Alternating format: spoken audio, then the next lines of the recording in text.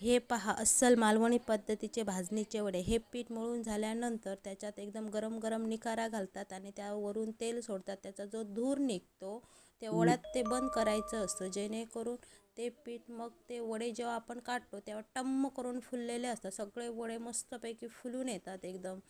आणि अशा प्रकारे हे पीठ आहे ते 2 तास असंच ठेवायचं। मळून झाल्यानंतर ते झाकून ठेवायचं आणि नंतर 2 तासानंतर त्याचे छोटे छोटे गोळे करायचे आणि गोळे करून झाल्यानंतर तुम्ही ते हाताने केळीच्या पानावर थापू शकता, नाहीतर अशी जर तुमच्याकडे मशीन असेल प्रेसिंग, तर त्या प्रेसिंग मशीनवर ते गोळा घालायचा आणि एक हे प्लॅस्टिकचा पेपर घालायचा आणि पेपरच्या दोन्ही साईडला तेल लावायचं आणि तेल लावून झाल्यानंतर ते अशा पद्धतीत ते प्रेस करायचं। प्रेस केल्यानंतर आपले वडे तयार।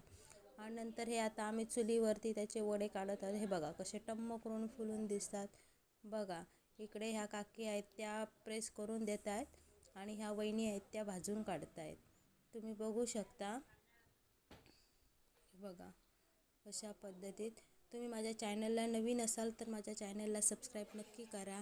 हे बघा अशा पद्धतीने बघा तसे टम्म करून फुलून आलेले आहेत वडे आपले मस्तपैकी। हे तुम्ही चिकनच्या ग्रेव्हीसोबत किंवा कडधान्याची कोणती ग्रेव्ही असेल त्याच्यासोबत खाऊ शकतात। मला तर ते चहासोबत खूपच आवडतात।